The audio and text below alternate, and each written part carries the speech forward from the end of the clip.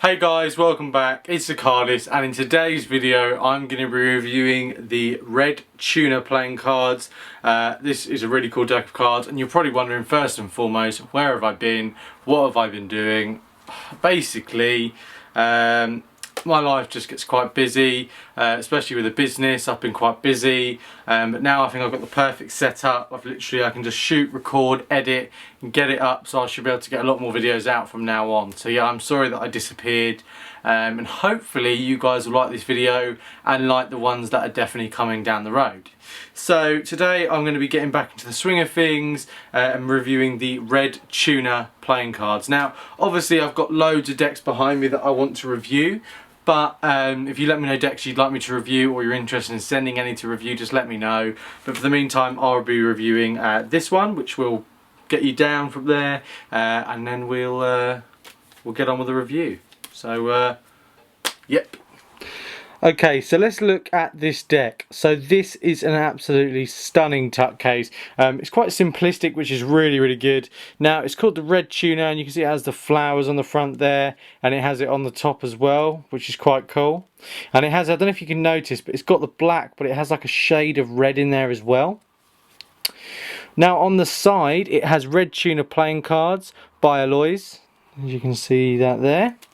And on the other side it has the United States Playing Card Company, because this was printed by the USPCC. And it has limited edition deck just on the top there.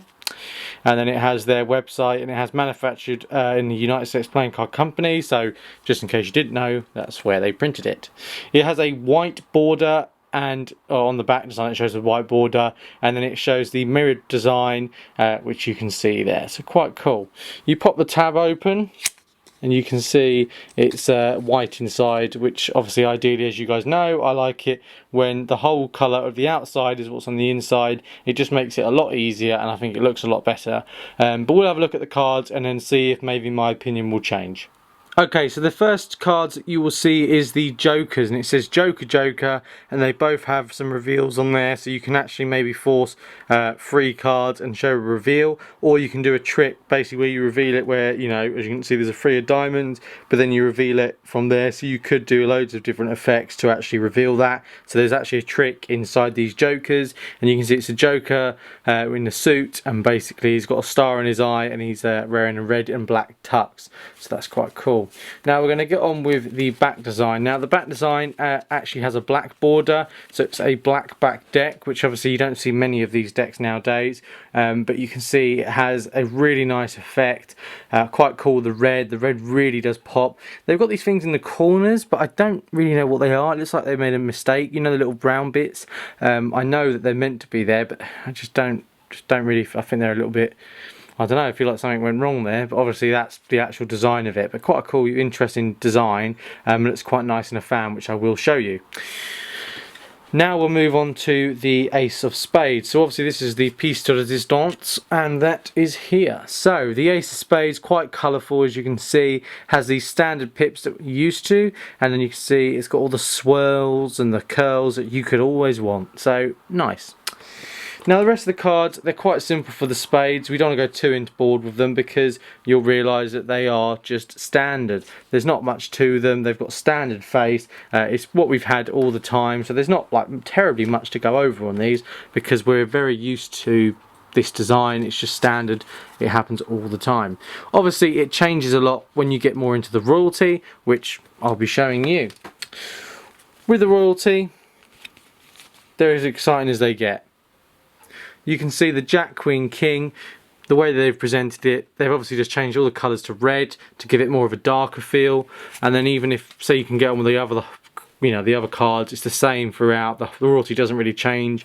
It basically sticks the same, and the pips are more of a dark burgundy than a red. And then the ace is exactly the same. So pretty much the whole out, this is quite a standard deck of cards. And then you also receive, which I forgot to show you earlier, is some of the additional cards, which is a double backer, and also a blank card, which obviously that is when you would be able to put it on the deck and show that you haven't got a deck printed. Then you can reveal it in a certain way. So yeah, an interesting deck of cards, I've got to admit. Quite cool, quite unique, but the main thing I want to show you is more of the handling. It's obviously a simple deck, looks great, and handles quite nicely as well. So let's have a look at the handling. Okay, so with the handling, you can see it is a really nice cool deck. It's quite light, so what's good about that is it's not too thick, so it's quite easy to kind of move around in your hands, which is always good. And as I said, when I said it looks good in fans, you can see because of the size and the design, it really makes for quite an interesting fan. Now we'll try and do a giant fan with this deck. Yeah, that looks really good in giant fans as well. So goes to show that this deck, quite a cool little deck. Now we'll see what it's like for the everyday stuff. Say you want to do some ripple shuffles, easy peasy, and we'll do some more. Obviously the only problem is because it's got a white face, if you're going to say do a double lift and you're trying to do, let's say you want to do a vanish or anything like that, if you spread, the white card is going to stand out very easily, so make sure you're looking out for that. But other than that, this is a really cool deck of cards. Simple, and I like it a lot. You know, we could do some springs actually before I forget. Springing dribbles really well. It's just a nice deck in the hand, the nice way it feels, it looks good, and I think, to be honest with you, it just looks really nice. Obviously it's simple, but as I'm getting back into cards a lot more now, my opinion's kind of changed. If I was going for a deck, I'd scrap the whole, I'd make that white and then basically change it so all the white to be black.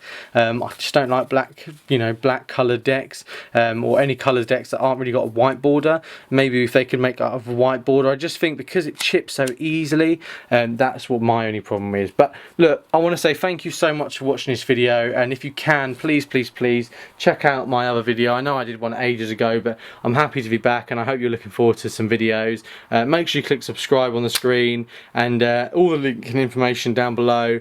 And yeah, have a good day, and I'll speak to you in the next one. Goodbye.